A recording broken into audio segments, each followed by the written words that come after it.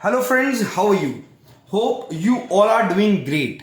Dear students, हम कर रहे हैं अपना revision for class 12 boards exam 2022-23 और आज है हमारे रिवीजन का डे 8. सर, कल की क्लास में हमने स्टार्ट किया था अपना chapter goodwill, nature and valuation. Part 1 हमारा फर्स्ट क्लास हो चुकी है और आज है बेटा हमारी पार्ट 2 नेचर एंड वैल्यूएशन की. जिसने अभी तक पार्ट 1 की क्लास नहीं करी है तो बेटा डिस्क्रिप्शन में पूरा का पूरा लिंक है, आप वहां से बेटा पार्ट 1 की क्लास कर सकते हैं गुडविल, नेचर एंड वैल्यूएशन की. तो चलिए सर करते हैं स्टार्ट क्लास. बेटा पार्ट 1 में मतलब कल की क्लास में डे 9 में हमने देखा था कि what is a meaning of goodwill, what is the nature of goodwill and what is the need to value the goodwill.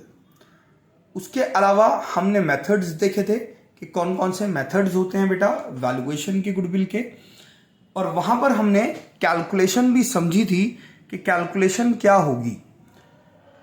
Average profit method हमने पढ़ लिया था, सुपर प्रॉफिट मेथड भी हमने पढ़ लिया था. आज की क्लास में बेटा जो हम जर्नी अपनी स्टार्ट कर रहे हैं वो हमारी जर्नी स्टार्ट होगी बेटा फ्रॉम द कैपिटलाइजेशन मेथड. कौन सा बेटा? Sir capitalisation. कैपिटलाइजेशन मेथड में बेटा हमारे पास दो मेथड्स होते हैं, जैसा ऑलरेडी हमने डिस्कस किया था. Number 1 capitalization of average profit method and capitalization of super profit method. Clear? Super profit method. तो ये हमारे पास दो मेथड्स रहते हैं बेटा अपनी कैलकुलेशन करने के लिए गुडविल की. तो सबसे पहले जो हम आपके साथ आज रिवाइज करेंगे बेटा वो करेंगे अपना पहला capitalization method, that is capitalization of average profit method. देखिए बेटा यहां पर गुडविल निकालना बहुत ही ज़्यादा आसान है, बहुत ज़्यादा आसान है.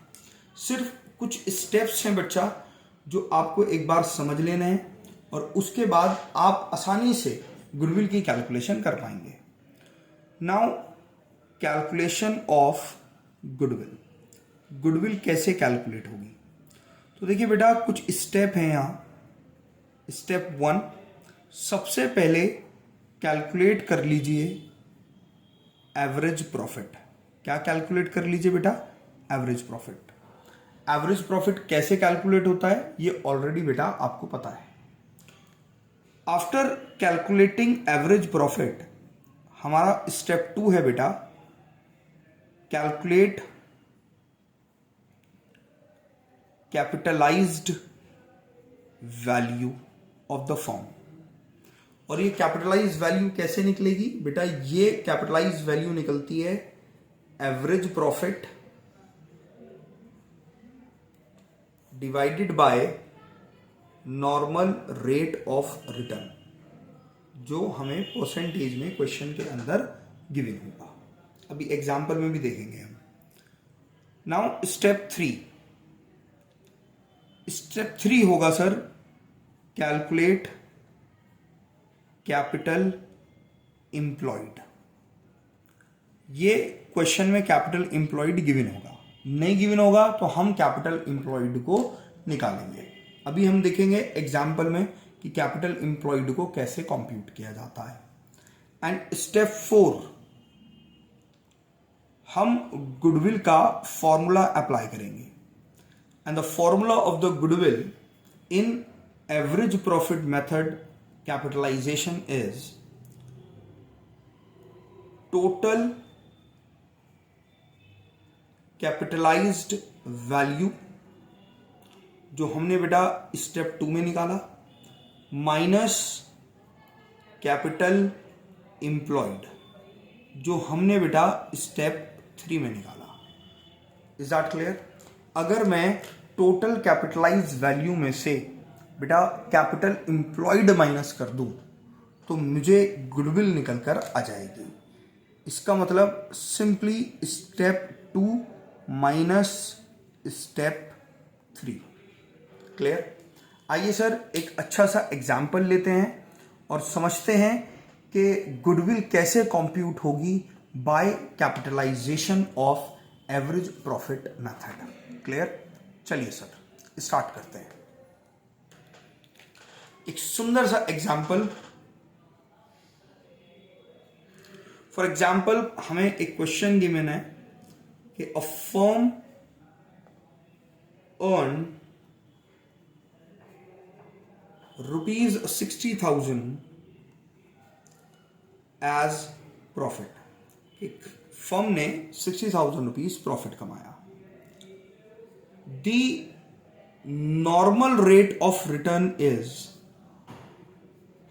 10%, और नॉर्मल रेट ऑफ रिटर्न जो है बेटा वो 10% है। Assets of the firm are, बेटा हमें फर्म के एसेट्स गिवन है और एसेट्स गिवन है हमें 7,20,000। और याद रखिएगा बेटा, आप जब भी एसेट लेंगे वो हमेशा लेने हैं एक्सक्लूडिंग गुडविल। फॉर एग्जाम्पल अगर बहुत सारे एसेट गिवन है तो एसेट को आपको टोटल अगर करना हो तो उसमें गुडविल को हमें कैलकुलेट नहीं करना है। क्लियर? And liabilities are ₹2,40,000। साथ में आपको लाइबिलिटीज भी गिवन है। फिर आपसे कहा है कि फाइंड द वैल्यू ऑफ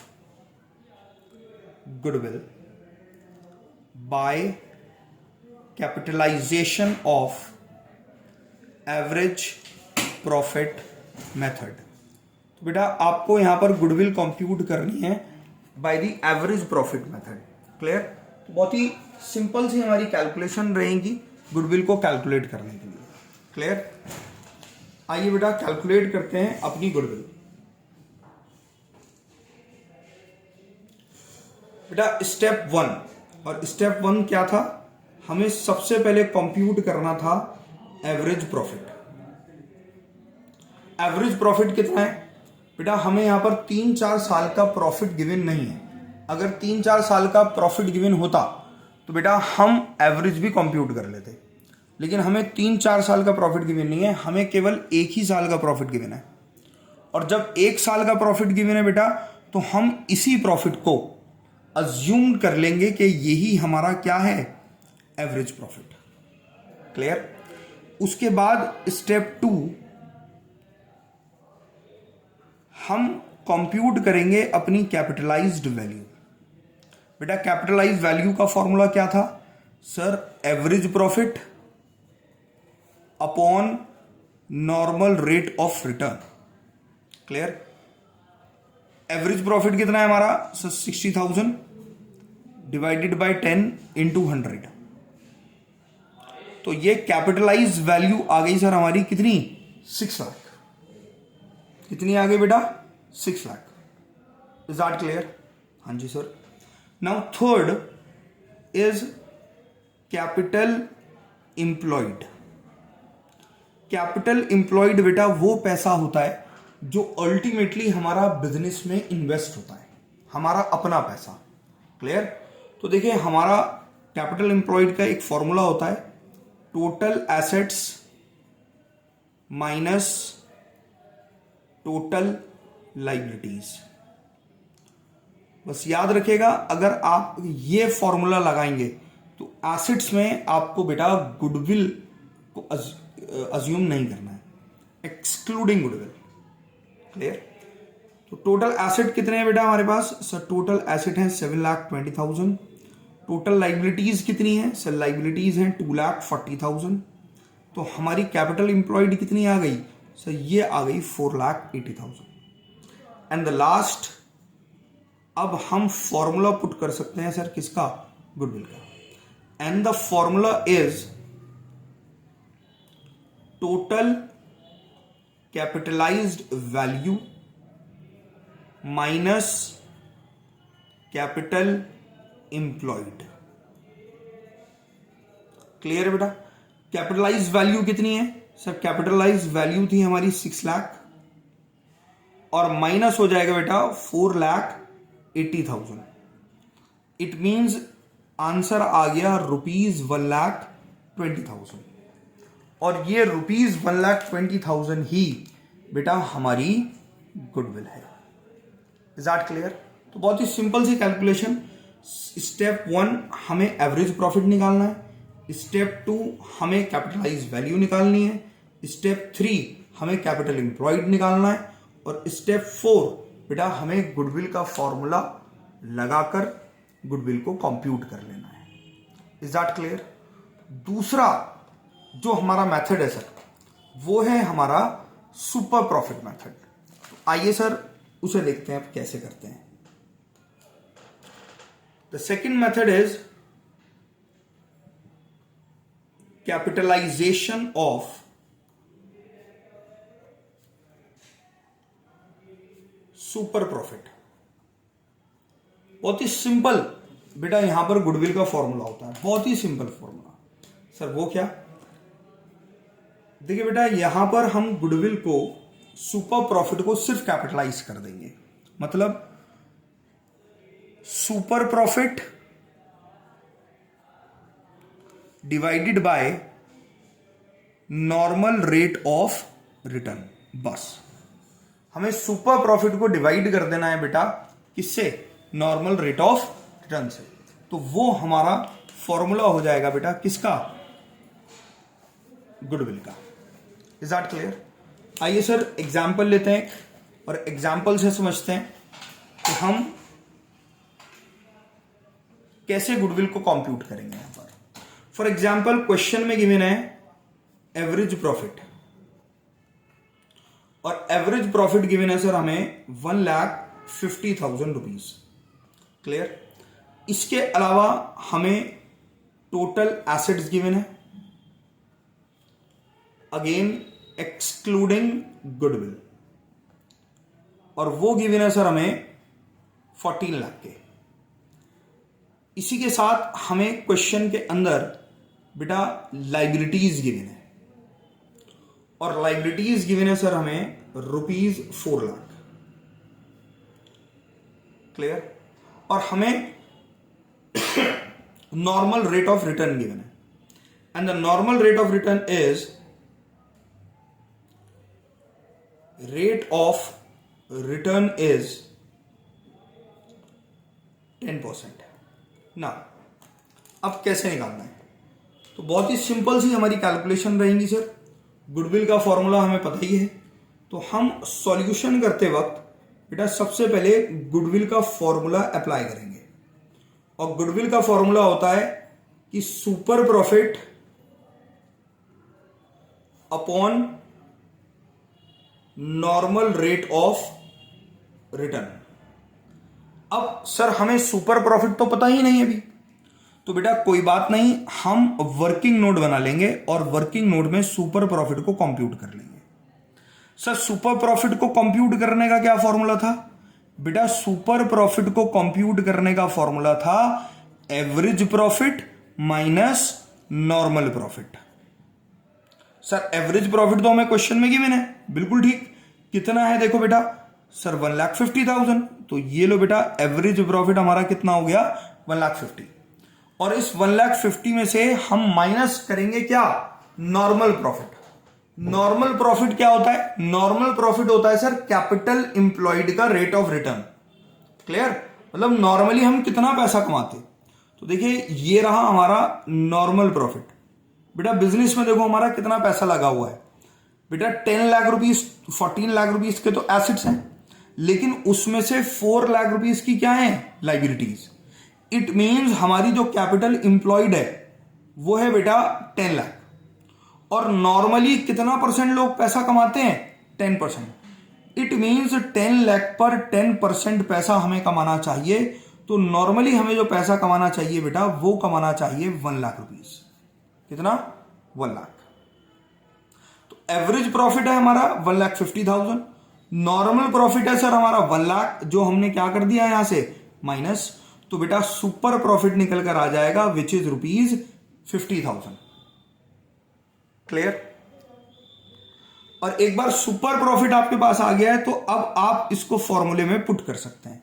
क्या फॉर्मूला था?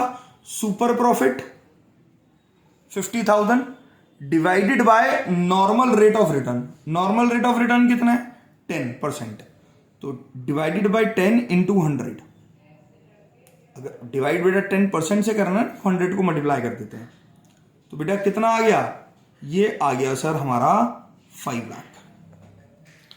तो गुडविल हमारी जो है बेटा वो कितनी कंप्यूट होकर आई है? 5 लाख। तो ये थे सर हमारे दोनों methods, capitalization of average profit and capitalization of super profit. Part 1 की क्लास में हम ऑलरेडी एवरेज प्रॉफिट मेथड और सुपर प्रॉफिट मेथड को बच्चों पढ़ चुके हैं। आओ बच्चों तुम्हें सुनाएं एक बड़ी इंपॉर्टेंट कहानी। सर कोई फेरी टेल सुनाओगे? ओ ना बच्चा, अच्छी कहानी सुनाएंगे। क्या सर? सर आपके साथ एक बहुत ही इंपॉर्टेंट चर्चा करूंगा एबनॉर्मल लॉसेस को लेकर और एबनॉर्मल गेन्स को लेकर कि what are abnormal losses and abnormal gains, क्या होते हैं।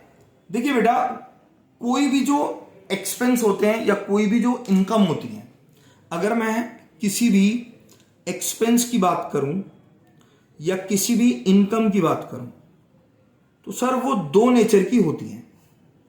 एक होती है सर नॉर्मल और एक होती हैं एबनॉर्मल।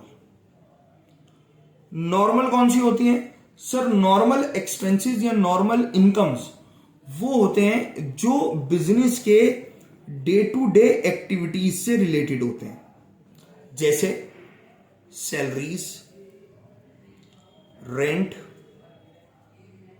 ये सारे जो एक्सपेंसेस होते हैं इस तरह के, ये सब कौन से होते हैं बेटा? नॉर्मल। लेकिन जो डे टू डे से रिलेटेड नहीं होते, दोज एक्सपेंसेस और those income which are not related to day to day activity, उन्हें हम बोलते हैं सर एबनॉर्मल। जैसे हमें कोई नुकसान हो जाए सर एक्सीडेंट की वजह से,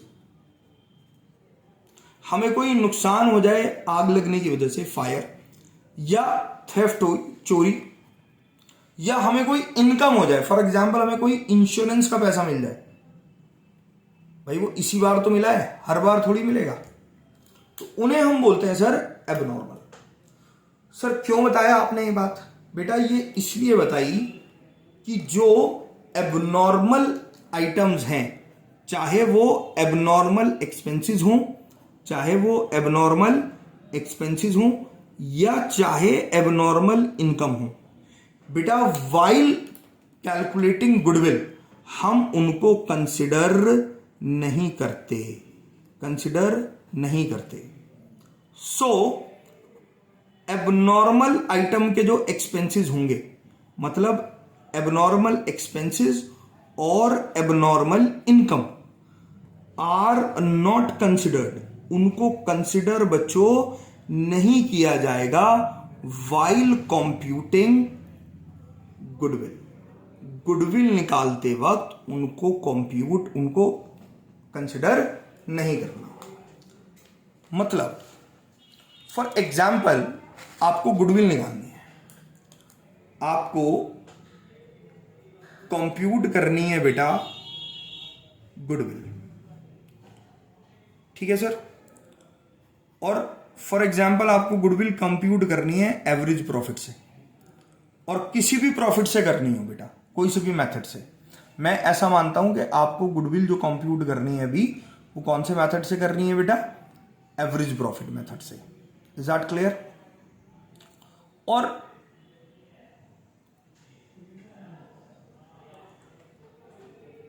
आपको बताया गया है कि 5 साल के प्रॉफिट्स, आपको क्या गिवन है बेटा? 5 इयर्स के प्रॉफिट। आपको प्रॉफिट्स गिवन है बेटा, for example year 2013, year 2014, year 2015, year 2016, year 2017, ये 5 साल के प्रॉफिट गिवन है। पहले साल का सर आपको प्रॉफिट गिवन है लेट्स से 50,000, दूसरे साल का आपको प्रॉफिट गिवन है 40,000, तीसरे साल का आपको प्रॉफिट गिवन है 75,000, फोर्थ ईयर का आपको प्रॉफिट नहीं बल्कि लॉस गिवन है 25,000, और लास्ट ईयर का आपको प्रॉफिट गिवन है बेटा 50,000। ये 5 साल के आपको प्रॉफिट्स गिवन है एग्जाम के अंदर। और इसी के साथ आपको एडजस्टमेंट में एक बात बताई हुई है, एक एडजस्टमेंट भी गिवन है। क्या एडजस्टमेंट गिवन है? वो कहता है कि द प्रॉफिट